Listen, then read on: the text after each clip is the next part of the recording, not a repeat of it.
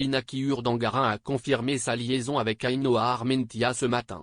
Monsieur Urdangarin, 54 ans, est marié à l'infante Cristina, 56 ans, la plus jeune des deux sœurs du roi, depuis 1997.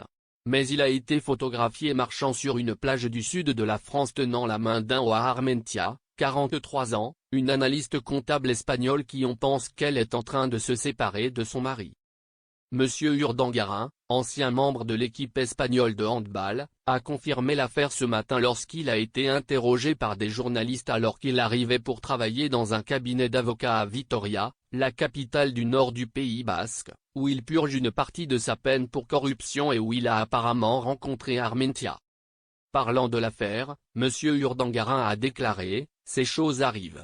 Si est une difficulté que nous allons gérer avec la plus grande tranquillité et ensemble comme nous l'avons toujours fait. » Alors que les images ont choqué le grand public, des sources ont déclaré à Hola que l'infante Cristina n'a pas été surprise par le claquement et était déjà au courant de la relation, et que le mari et la femme ont passé Noël ensemble.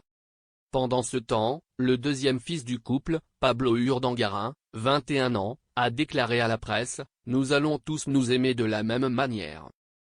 Inaki et Infanta Cristina ont été photographiés publiquement pour la dernière fois le mois dernier sur des photos publiées par Hola, alors qu'ils passaient des vacances en famille à Baqueira Beret. Le couple, qui s'est marié en 1997, partage 4 enfants, Juan, Pablo, Miguel et sa fille Irene. En juin 2018, le beau-frère du roi Felipe a été condamné à 5 ans et 10 mois de prison à la suite de condamnations pour détournement de fonds et blanchiment d'argent de plus de 4,5 millions de livres sterling par l'intermédiaire de son organisation à but non lucratif, le NOS Institute. L'affaire n'est que le dernier coup porté à la couronne espagnole. Juan Carlos, ancien roi d'Espagne et père de Felipe, a été contraint à l'exil à Abu Dhabi en 2020 après l'émergence d'un déluge d'allégations de corruption de plusieurs millions d'euros.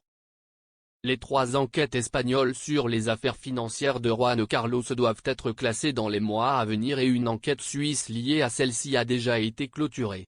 En Espagne, les procureurs n'ont pas pu examiner ses activités pendant son règne car, en tant que roi, il jouissait de l'immunité.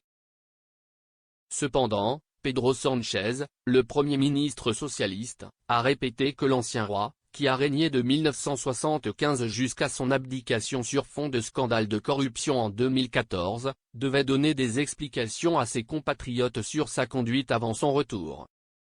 Le scandale a durci le sentiment monarchiste contre un mariage qui, selon beaucoup, n'aurait jamais dû avoir lieu en raison de son inadéquation. Cristina a été acquittée d'être complice de fraude fiscale après un procès d'1 an. Lorsque Felipe monta sur le trône, il visait à restaurer la réputation de la couronne. Il s'est immédiatement mis à essayer de l'ignifuger de toute retombée de l'enquête sur Urdangarin. Il a dépouillé le couple de leur titre ducal et a retiré les fonctions royales de Cristina et de son autre sœur, l'infante Elena. Ramón Pérez Mora, un aristocrate et rédacteur d'opinion d'El Debate, un journal en ligne conservateur, a déclaré « Cet époux a créé de multiples problèmes pour sa femme et toute la famille royale espagnole et s'est retrouvée avec une peine de prison.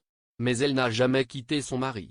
Combien cela aurait été plus facile pour tout le monde si elle s'était séparée d'Urdangarin. » Il a conclu « Cristina a tout donné pour son mari mais, comme dans tant d'autres mariages, cela n'a pas suffi et tout semble indiquer que la crise conjugale est grave.